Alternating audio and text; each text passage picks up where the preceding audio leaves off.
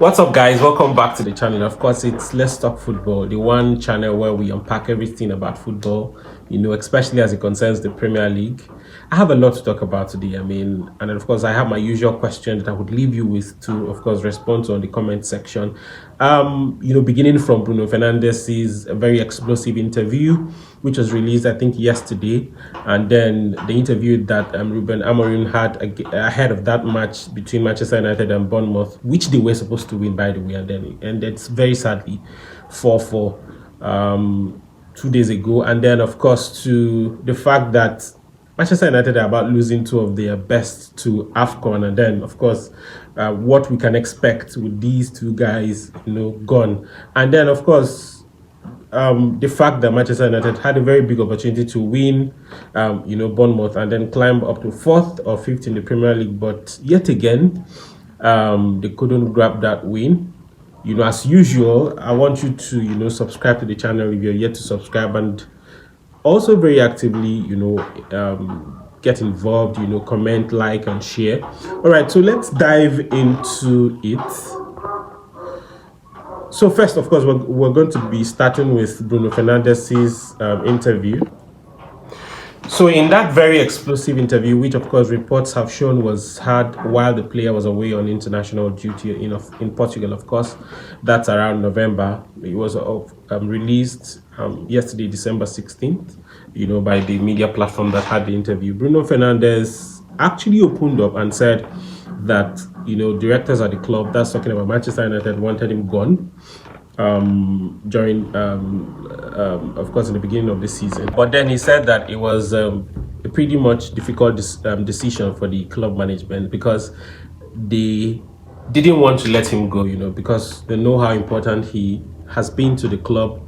And I think he's really very important. He's been such a very important part of the club, looking at his contributions over the years. I'm just wondering where Manchester United as a club would have been, without the inputs of Bruno Fernandez. Of course, I remember that, of course, plenty money day Saudi Arabia. So I think they were willing to offer the club 100 million pounds or thereabout, for the player. And he also considered quite a number of factors, his family, the fact that it's going to be like an entirely new environment. He considered his kids' education and all of that. So, when it was difficult for the club management to actually let go of him, he also became comfortable and said, okay, I'm committed to this club. I'm committed to making sure that this club wins trophies, and so I'm going to stay back.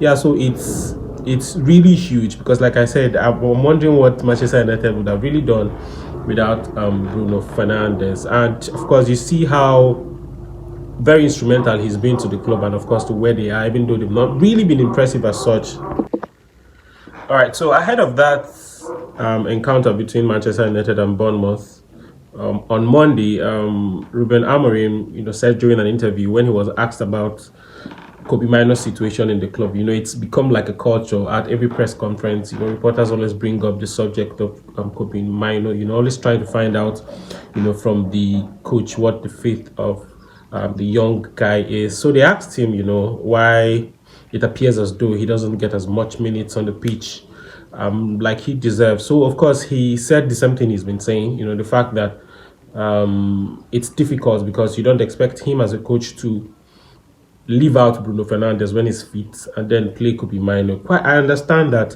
but the fact is that before Amorim came on board, we know that Bruno Fernandez always played in front. He's always supporting the striker. But then the coach came in and then he changed the entire system, and then Bruno Fernandez is now playing much deeper, with Casemiro in that midfield.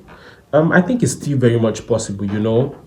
Allow Bruno Fernandez to play up front, and then you can actually pair Kobe Mino and then Casemiro in that midfield. It's a combination that really works, but everything is up to the coach to decide however he wants to to run the team. But the fact is that Kobe Mino is really young, and as a young player he needs all the minutes he can possibly get, to be able to prove himself, not just to the club but to England, his international team. And of course, how very important it is for these guys, and it also helps their international coaches to also make decisions. If they don't get as much playing minutes as they can, it would appear to the coach as though, okay, this guy is not really fit enough, or he's not doing something good, to be able to impress on the coach and give him reasons why he should be playing him on the pitch. So, this is like an appeal. The coach really needs to see how he can integrate Kobe into the team.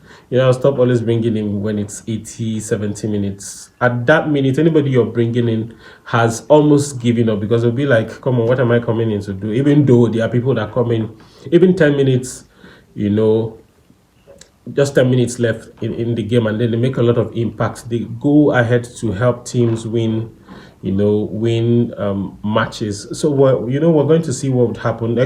Thankfully, Casemiro will miss next match because of his yellow card in the last match against Bournemouth. So he will not be playing against Aston Villa, at the weekend. So let's see what happens if he's going to hand Kobe Mino full shirt, for that game. And I think one person that has really been instrumental to what we've seen, to the improvements that we've seen on Manchester United, is Mason Mount. And then he's another player that I don't think we'll talk about a lot. Mason Mount I think we are beginning to get the Mason Mount, or the club is beginning to get the Mason Mount for which they paid a lot of money for. I remember that Manchester United paid around, I think, £60 million or 50 or thereabouts to get him from Chelsea, but because of injury, he was really underperforming, and then he became a subject of criticism, both from Chelsea fans who felt like, okay, Manchester United was a dumping ground for them. But I think he's beginning to get his mojo back. He's strong, he's finishing well, and then he's scored a couple of goals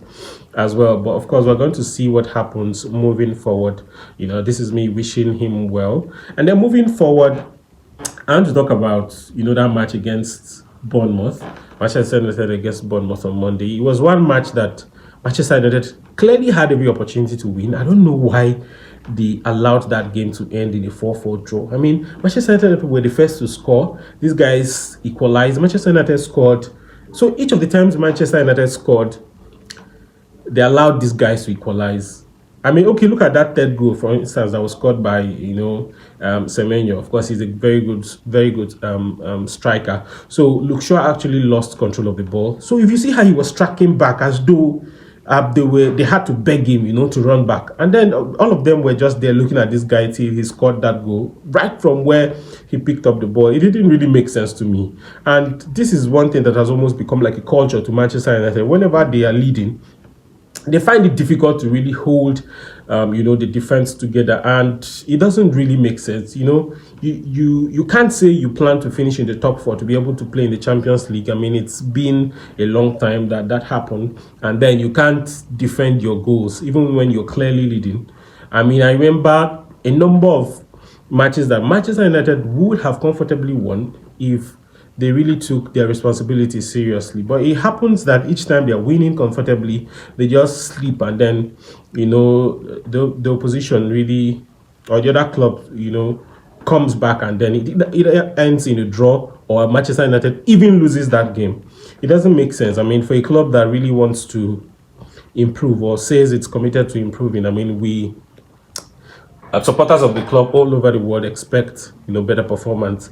So moving forward, I want to talk about the fact that Manchester United are about to lose two of their very best, if not the top players. Two of the very best, because of course you have Bruno Fernandez. So two of their very best players to the African Cup of Nations tournament, which of course begins on the 21st. That's on Sunday, this week. That's talking about Amad and Mbuemo, and then Amad. Of course, Amad comes from Ivory Coast, and then Amad and Mbuemo, who, by the way, is not the captain of his country side, plays for Cameroon. Of course, both players will be playing on Wednesday, against their different opponents. But with what we've seen so far, it's going to be a big blow, because they're expected to be out for about 2 to 3 weeks.